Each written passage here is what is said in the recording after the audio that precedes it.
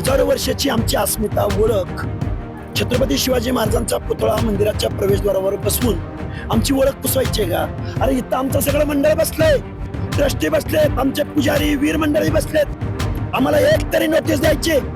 इथं ज्या बाजूला पुतळा आहे त्या पुतळ्यासमोर ओबीसी नेते लक्ष्मण हाके आणि बाकीचे बांधव इथं उपोषणाला बसलेले आहेत. आंदोलन सुरू आहे त्यांचं. जवळपास 60 तास उलटून गेलेले आहेत. आपल्यासोबत हाके आहेत. मला सांगा, काय भूमिका आहे कालपासून जी सुरू झालं होतं? छत्रपती शिवाजी महाराजांचा अश्वारूढ पुतळा हा सन्मानानं पावित्र्य राखून आमच्याही भावना छत्रपती शिवाजी महाराजांबरोबर आहेत. आमचं म्हणणं एकच आहे की धनगर समाजाचं आराध्य दैवत हजारो वर्षापासून हे मंदिर आहे, हेमाडपंथी मंदिर आहे. परत या गावाची ओळखच अंजनगाव खेळोबा आहे. हजारो वर्षाची आमची अस्मिता ओळख छत्रपती शिवाजी महाराजांचा पुतळा मंदिराच्या प्रवेशद्वारावर बसवून आमची ओळख पुसवायची का? या एरियाचं नामकरण सुद्धा शिवतीर्थ असं नाव दिलं त्यांनी. म्हणजे धनगर समाज, खेलोबा मंदिर, खेलोबा अंजनगाव आणि परत 70% धनगर समाजाचं गाव. दुसऱ्या बाजूला शिवजयंतीचं ग्राउंड आहे, दुसऱ्या बाजूला गावाचं स्थान वेगळं आहे, ग्रामपंचायतीचं ठिकाण वेगळं आहे. तरी सुद्धा धनगर समाजाच्या खेलोबा मंदिराच्या प्रवेशद्वारावर पुतळा बसवण्याची मोडस ऑपरेंडिटी कुणाची आहे? काय कारण आहे? रात्री मला सांगा, याच्यात प्रशासनाने जी काही तोडगा काढायचा प्रयत्न केला होता, एका बाजूला मोजणी करायचं जे चाललेलं आहे, ही जर जागा धनगर समाज देवस्थानची असेल तर या जागेवर पुतळा बसवू दिला जाणार नाही असं त्यांनी जाहीर केलंय. मोजणीला आपला विरोध का आहे? अरे मोजणी करा, रात्री 12 वाजता मोजणी.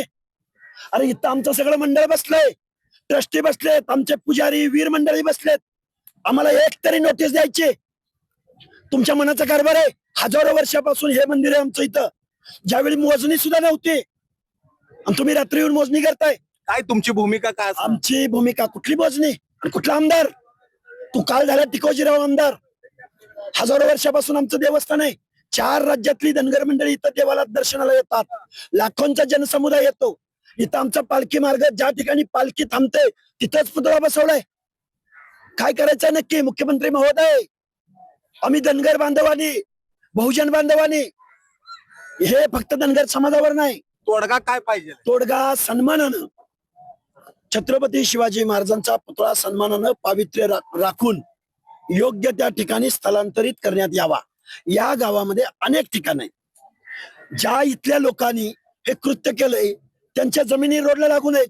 2 एकर जमीन दे म्हणाव, आमच्या देवस्थानाच्या प्रवेशद्वारावर तू पुतळा बसवतो, तुझ्या 2 एकरात दे ना, आम्ही पैसे गोळा करतो धनगर समाज. आणि असा 50 किलोचा फायबरचा प्लास्टिकचा पुतळा नाही, ब्रॉन्झचा पुतळा बसवू आम्ही.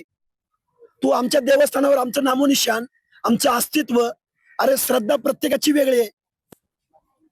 मग तुम्ही प्रशासनाच्या तोडग्याशी सहमत नाहीये? कसला तोडगा? सन्मानानं छत्रपती शिवाजी महाराजांचा बेकायदा रात्री अपरात्री शिवाजी महाराजांचाच अवमान होतो. यातून आम्हाला काही चांगलं वाटतंय का इथं आंदोलनाला बसायला?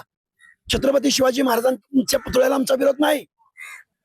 ज्या वृत्तीनं, ज्या प्रवृत्तीनं धनगर समाजाच्या मनात दहशत निर्माण करण्यासाठी हे कृत्य केलंय, ती माणसं मोकट फिरतात. तर हे होते लक्ष्मण हाके. एकंदर ज्या पद्धतीचं हे आंदोलन सुरू झालेलं आहे, या इथं जे प्रवेशद्वारापाशी जे युगानयुगे इथं हे जे मंदिर आहे धनगर समाजाचं आस्था आहे, या ठिकाणच्या मंदिराच्या प्रवेशद्वारावर जिथं पालख्या थांबल्या जातात तिथं बसवलेला हा पुतळा महाराजांचा चांगल्या पद्धतीने दुसऱ्या ठिकाणी स्थलांतरित करावा. त्यासाठी लागलं तर हा संपूर्ण धनगर समाज निधी गोळा करून एक चांगला मोठा ब्रॉन्झचा पुतळा सुद्धा द्यायला तयार आहे. मात्र हे जे देवस्थान आहे, या देवस्थानाच्या जागी बसवलेला पुतळा हलवावा अशी यांची मागणी. कॅमेरामॅन अजय देशपांडे सह सुनील दिवाणी.